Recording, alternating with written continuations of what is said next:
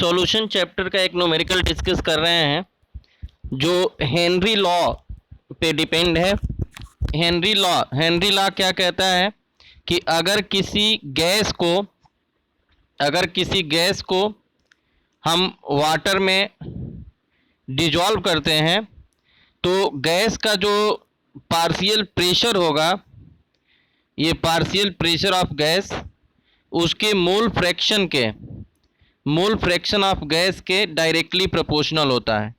और directly proportional होता है, वहीं पे एक कांस्टेंट आ जाता है, तो एक फॉर्मूला बन जाता है P gas is equal to K H into mole fraction of gas.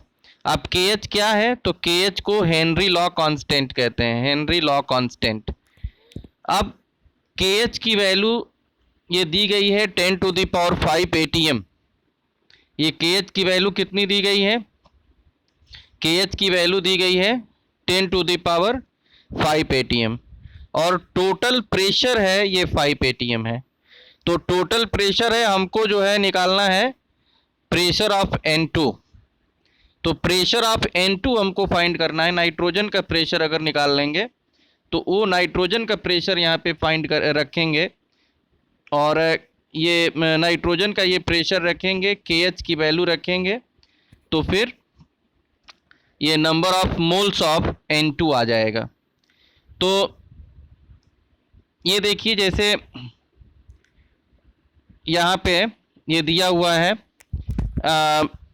KH की वैल्यू कितनी दी गई है, KH की वैल्यू दी गई है 10⁵ और ये प्रेशर तो टोटल 5 एटीएम दिया है, लेकिन प्रेशर ऑफ N2 कितना हो जाएगा, तो ये क्या होता है mole fraction into total pressure.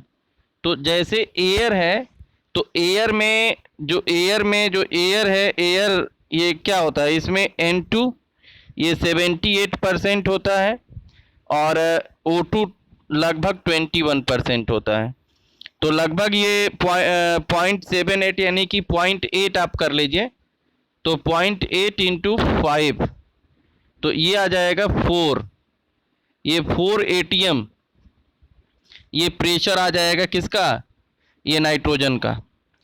और मोल फ्रैक्शन तो यहाँ पे अगर आप पुट कर देंगे तो ये निकल जाएगा, आपको निकालना है मोल फ्रैक्शन ऑफ N2, तो ये PN2 अपॉन KH। तो जो N2 का जो प्रेशर आ गया ये 4 एटीएम आ गया, KH 10⁵ है, तो ये 4 इंटू 10⁻⁻5 आ गया। अब मोल फ्रैक्शन क्या होता है, तो ये होता है N2 upon N1 plus N2 और N2 कितना है, तो N2 निकालना है और N1 कितना है, तो ये 10 है और 10 प्लस N2 कर लीजिए। अब ये किसके इक्वल है, तो 4 इंटू 10⁻⁻5। तो जब क्रॉस मल्टीप्लाई करेंगे तो ये जो N2 की वैल्यू आ जाएगी, N2 की ये आ जाएगी, ये 4 इंटू 10⁻⁻4, क्योंकि 10 से मल्टीप्लाई जब होगा तो ये 4 इंटू 10⁻, ये N2 इज इक्वल टू हो जाएगा ये 4 इंटू 10⁻⁻5 इंटू 10, तो ये आ जाएगा 4 इंटू 10⁻⁻4। तो ये ऑप्शन 4 इंटू 10⁻⁻4 ये आंसर इसका सही हो जाएगा। तो कुल मिला करके इसमें कौन सा फार्मूला यूज हो रहा है, इसमें फार्मूला यूज हो रहा है ये पी गैस, जो हेनरी लॉ कांस्टेंट है कि when any gas is dissolved in any liquid solvent such as water, then the partial pressure of gas is directly proportional to the mole fraction of gas, and ये P gas is equal to KH into mole fraction of gas, और ये KH जो Henry law constant है, Henry law constant, तो तो इसमें और mole fraction already आप जान रहे हैं, ये 1 का मोल्स अपॉन टोटल मोल्स।